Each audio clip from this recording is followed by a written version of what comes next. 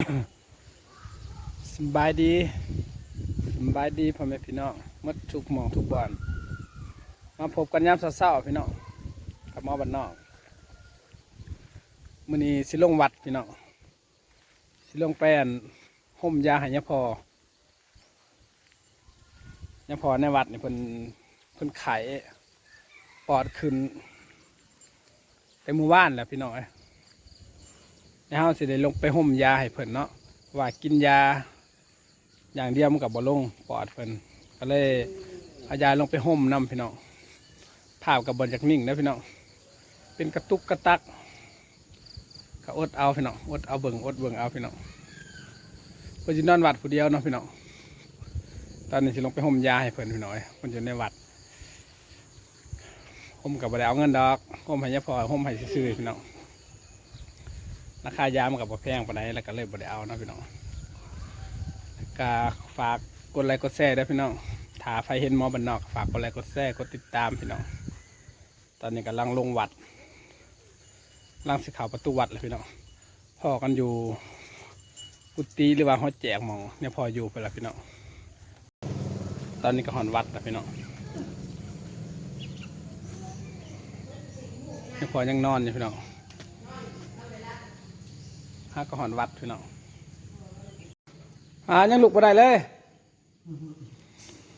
หายใจได้เป็นไหนใครก็เก้าน้าบอกกับไปบ่ได้เลย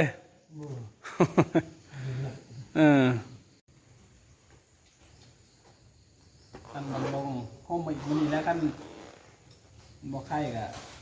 ไปสว่านเนี่ยบ่ไข่ดิไข่แน่บ่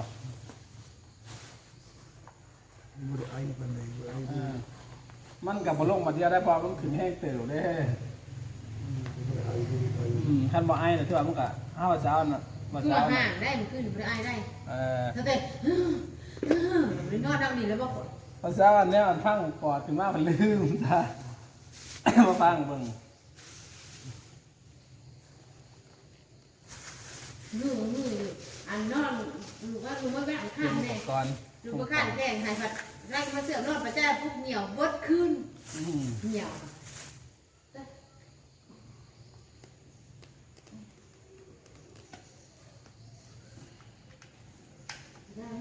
ถ้ามันขึ้นแห้งไฟฝุ่นเขาแต่ไม่จะห่มอย่างเดียวคือกันนี่ละอันไฟก็ได้มีอย่างนั้นใครเนี่ยก็นอนอยู่บ้านเฮาเนี่ยใครกลัว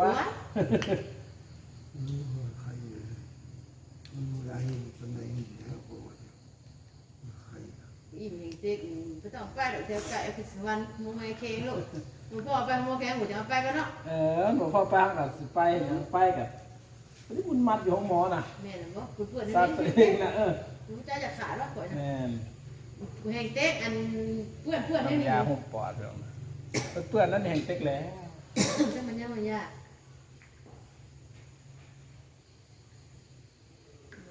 คนพ่อไปแต่ไปโอเคก็ดีเราก็ธรรมดาอยู่เราปวดแขนเราเลยปวดแขนแหละข้างดูได้เจ็บบ่แขนไม่ไกลมือ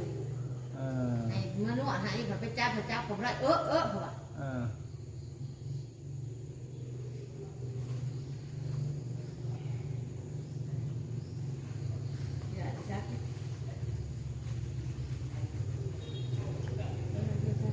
มันนุ่งเสือแสดงออกมาหนาวเนาะ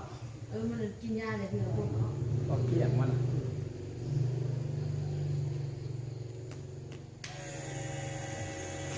ตายมันคือต่อหัวเพื่อน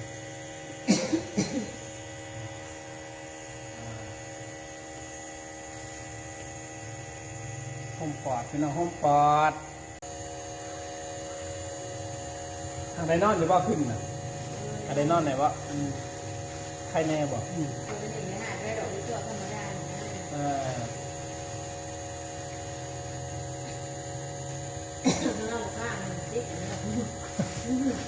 ท่านมูข้างเลยขึ้นจะว่านักได้เนาะถ้าได้ยินเสียงข้างเลยขึ้นว่านักได้ถ้าทำบอกข้างเขาอยู่ซื่อๆแต่ใครแน่ท่านบอกข้างคือว่านักก่อนห้าวผูเผาเลยกับหัว เอาไปมาเป็นตะกวนเป็นอีกกูเผานั่นมันได้ยินเสียงข้างเลย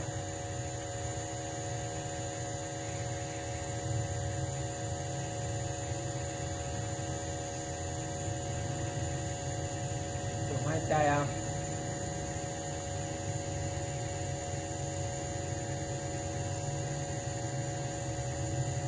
ปอดขึ้นใน2-3 มื้อแหละ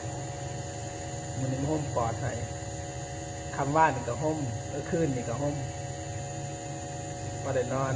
เช้านี่ก็ห่มอีก2 เจอห่มคือสีเศร้านะ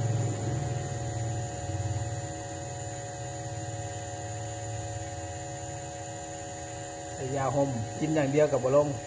มันขึ้นแห้งขึ้นมัด2 ขางปอดซะนะ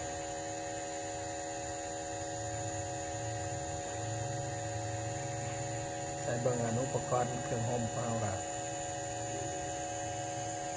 นี่ใส่ไฟใส่ไฟฟ้าซอยเสียบไฟพี่น้อง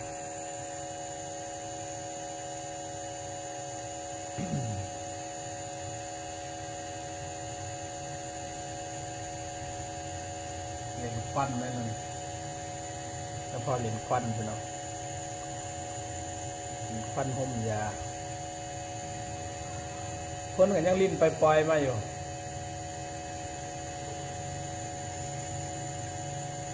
เนียนเนี่ยมีลูกหลานมาเผาลูกหลานมานอนเผาเป็นคืน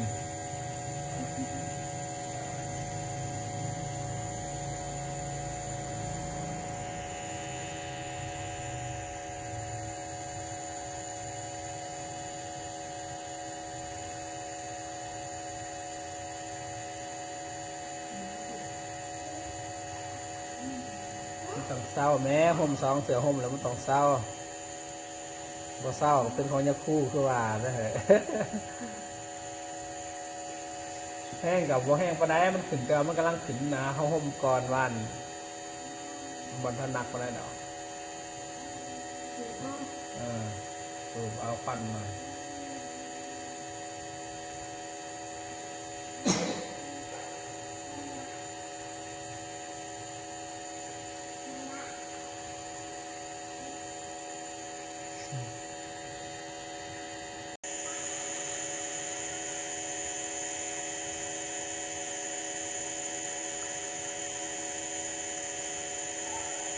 กลางคืนนะกับบ่ได้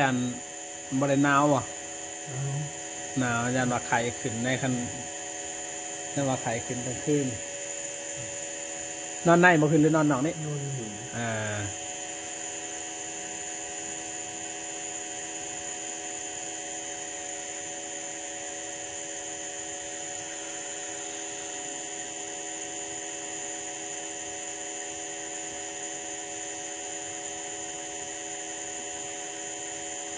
มีแห้งแน่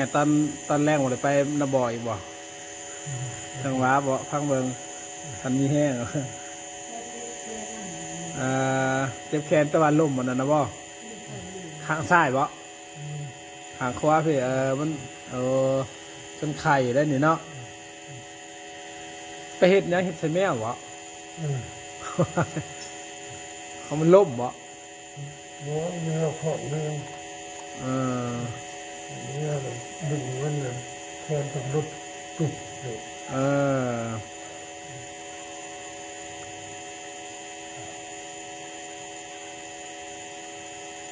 สูบหายใจเอา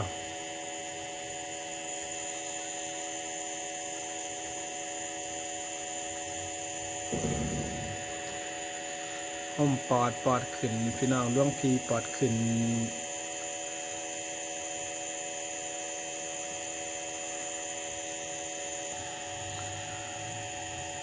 อยู่ในผ่าเลี้ยงผ่าข้าวมันกับบเวนปอดขึ้นหมดเลยอยู่ในผ่าเลี้ยงกับขึ้นผ่าข้าวกับขึ้นนั้นลูกเต่าเพิ่นมาเผานอนเผาขึ้นได้2 มื้อแล้วห่มนี่ก็ห่มเทื่อที่2คืนนี่ก็ห่มแล้วเทื่อหนึ่งอันนี้ห่มเทื่อที่2อันนี้คือสีเศร้าบ้านปอดขึ้นเนี่ยไอ้ให้เลยให้ใจเนี้ย นอนกับบ่ได้พี่น้อง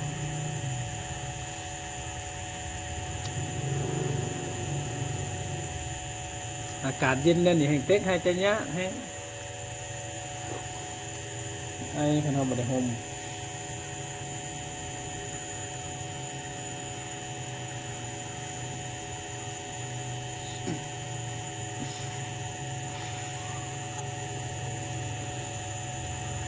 กระสั้นเข่าจะว่าสั้นไง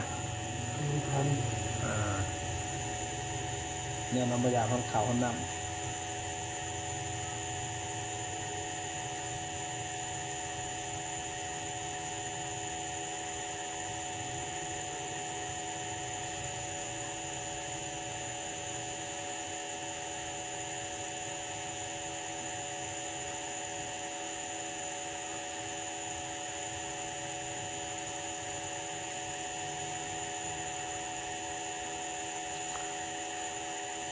สูบเอา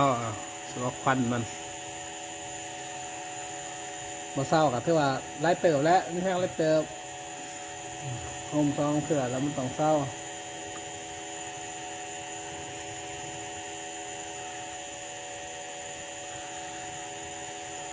ปอดขึ้นตำนาขึ้นไปกับเด็กน้อยอันนี้ผู้ใหญ่ก็ยังขึ้นไว้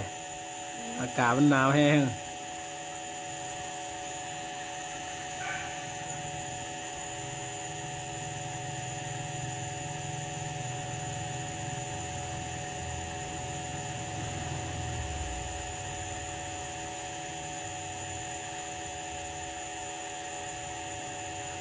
เป็นฟันตัวห่มยาพี่น้องเอายามาห่มปอดขึ้นกินอย่างเดียวกับบลงต้องใส่ยาห่มน้ำใส่กันหลายทางมันจังลงไวพี่น้อง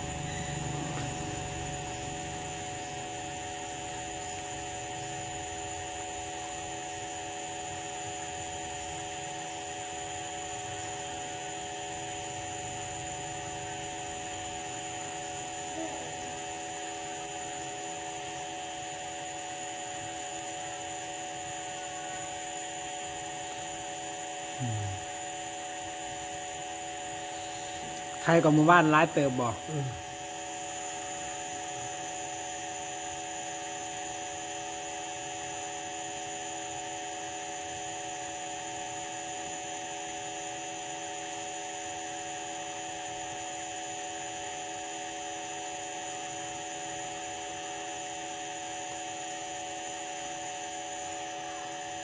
น้ำยาก็สิหมดแล้วกินได้เอาถอดเลย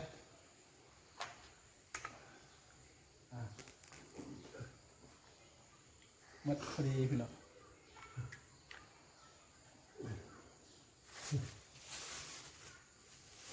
เก็บอุปกรณ์กัน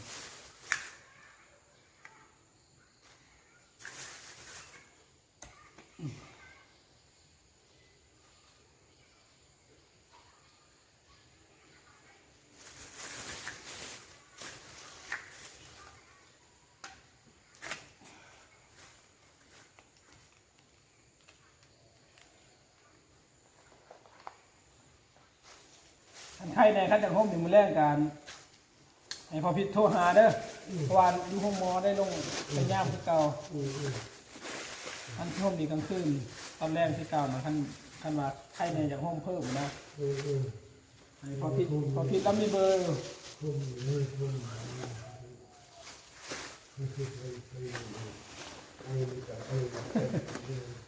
ผู้บริการ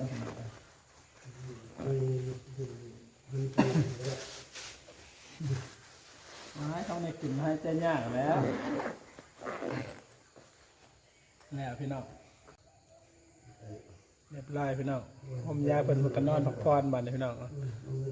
หมอก็จะได้ล่าสมนิพี่น้องพอกันคลิปหนาพี่น้องเลย